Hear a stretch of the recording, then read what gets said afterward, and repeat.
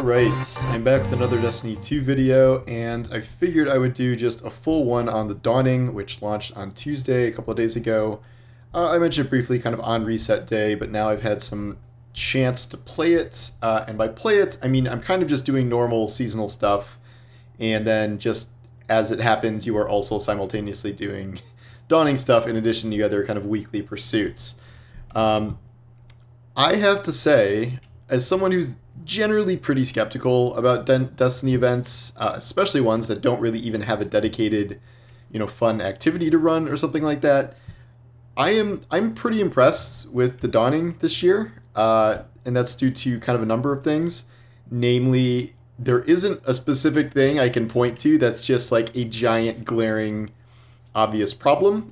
In the past, that has been like farming loot is too annoying, or like getting currency is too annoying, or it's too grindy, or it's over immediately. Like, I think they have like finally coalesced all of the event feedback into something that is, at least for what it is, which is a holiday event mainly meant to sell you Eververse things.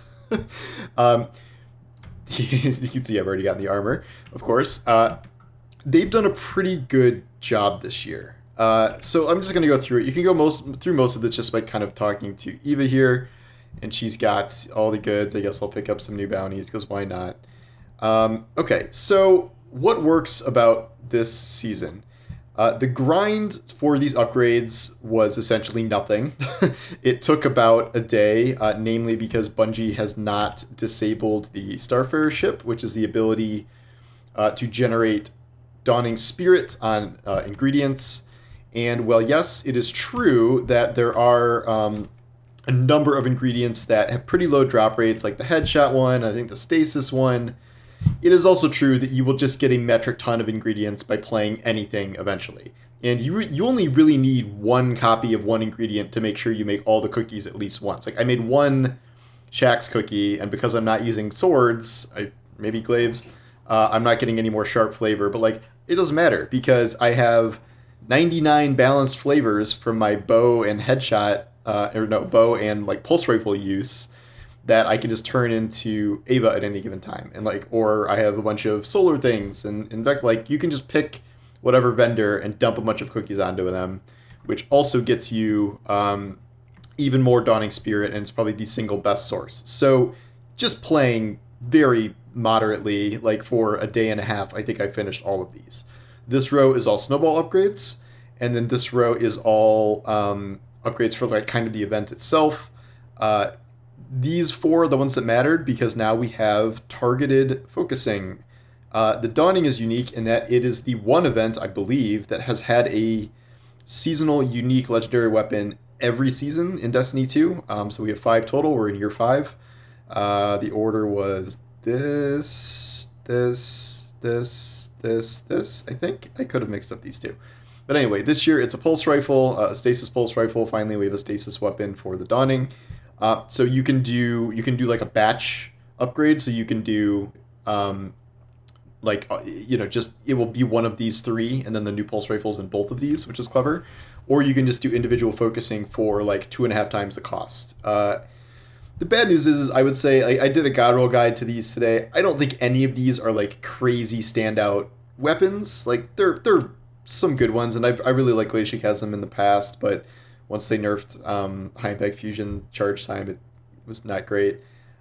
This is a cool pulse, but it doesn't have any reload perks in the first column, so you kind of have to like really do some unusual things with it. But the point is like the fact that you can target focus these and get upgrades to have them have double perks in each column potentially, that's a good farming system. That is a good farming system, and I find that I'm just naturally getting, the ability to do a bunch of these in one go, and like,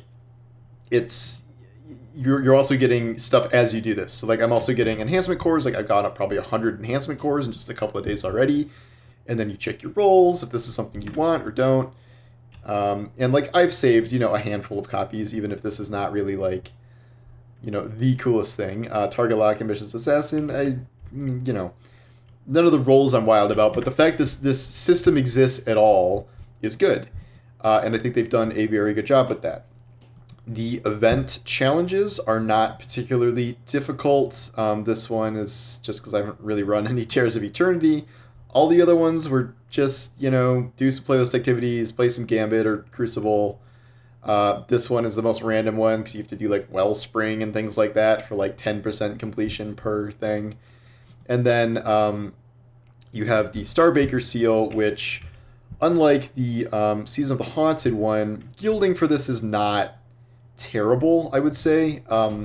2,000 weapon kills over the course of 3 weeks across 5 different weapons you can use is really not a big deal. You will be giving a bazillion people cookies. You'll be earning a bazillion Dawning Spirit, especially if you use the ship, and then just killing a lot of things with snowballs. This is nothing in here I would consider a crazy over-the-top grind. And, I have been playing a lot, but again, it's like day 3, and like I'm practically done. But it's still been enough where I'm not going to be like, well, that was stupid. I wish there was more to do. Like, I'm okay with being done after week 1. That's fine with me. And then I think the final thing they did that is fun and interesting about this is the snowballs. They really, really expanded snowball locations. They are in every single Vanguard strike, which that's actually like, yeah, I know it's just like you put a snowball here and there and whatever, but like they hadn't done that in the past. And this means all battlegrounds, all available strikes in that playlist have snowballs now, so you can use them anywhere. They're in Dares of Eternity. They're random places, like I think they're in the Throne World. I know they're in the Derelict Leviathan. They're not in the new seasonal activity, but I mean, they're even in Nightfalls. And all of these snowball upgrades, like these, it gets pretty crazy by the end. You are instantly freezing or killing a giant area of enemies every time you throw a snowball. And that shatters into even more snowballs. So for something like a Nightfall, even like a master level Nightfall, it's pretty useful to be able to just perma-freeze enemies, in all these different zones in a strike. So this is kind of the ultimate return of snowball strikes, and even expanded beyond where snowball strikes were before, which is the dawning activity everybody loved to see. And then I almost forgot, probably one of my favorite things here. The timing of this is a little off because the season just started, but they have it so running anything that has snowballs in it is going to give you increased weapon XP for, I think it's both for crafting and for completing like red patterns to get materials. So this is like, I don't know, like I'm going up essentially a level and a half per strike on weapons, depending on how many kills I'm getting with them.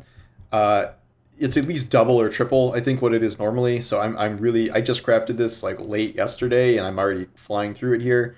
The only catch is that it still does the thing where like if you finish, if you're at 0% and you finish a strike with this current system, it's going to take you like 45% of a level. But if you finish at 90%, it's only going to take you up to the next level, and it will not carry over. So you kind of have to like do extra kills to make sure you're going to tick over, just so you're not wasting a 30%, 35% progress. But like the point is like you can run pretty much any activity, Crucible, Gambit, Vanguard, Dares, I guess, and like you will be leveling up these weapons very fast. I know everyone is not like me and has not leveled up all their old seasonal weapons. So if there's things you want to go back and level, this is definitely the time to do that. These are the 2 seasonal weapons I have crafted so far. I'm at 4 out of 5 on like 4 other weapons, but they still elude me. I have the Pulse from Seraph, and I have the Aikido Sniper, and these will be level 20 very, very shortly with the current rate. I wish they would do more events like this. I don't know. I would say it's a good idea for seasonal events like Dawning or Festival or whatever to have some sort of bonus like this. I have previously said that you can't just tell me to run the same activities over and over for some new currency. Like that's not enough. Like there has to be some special bonus or some special thing. And they did it. This is exactly what's happening. They have snowballs, which changes the gameplay loop, and it's more fun and interesting and just kind of funny. And they're giving you a bonus on crafted weapons or pattern weapons. Like that is literally what I said they should do, and I am very happy to see that implemented. So this really is just like a big credit where credit is due thing. I really do think they did a good job overall with this. I have not run into anything that I would say is a specific problem. Microtransactions continue to be expensive, I guess. That's one thing. The event card is not ideal because for once there is an actual shader in here that I want, but I don't want to pay 1,000 silver just to get one shader. I think the event card is still kind of a dumb idea for an event that is already just absurdly based in huge amounts of microtransactions. But that's more of just a monetization debate, and like I don't think that's kind of across all events and not really specific just to this. In terms of the actual structure and like functionality and gameplay of the event and how it works alongside stuff that you'll be kind of running anyway, I think they have done a very good job here. This is probably, I think, the best run event I can remember in a very long time. It always seems like these launch with some sort of unbalance. Like it's this aspect is too grindy, or this currency is too rare, or something. But I'm really not finding much fault here, and I think they have done a good job with this. The only thing is maybe that just the weapons are a little underwhelming, and like what grinding for those weapons isn't super appealing because there's so many better options. I mean, I think it's good they can't be crafted, but because I don't think everything should be crafted, and I like going back to earning double perks and stuff, but it does make them kind of empirically worse than some other crafted options.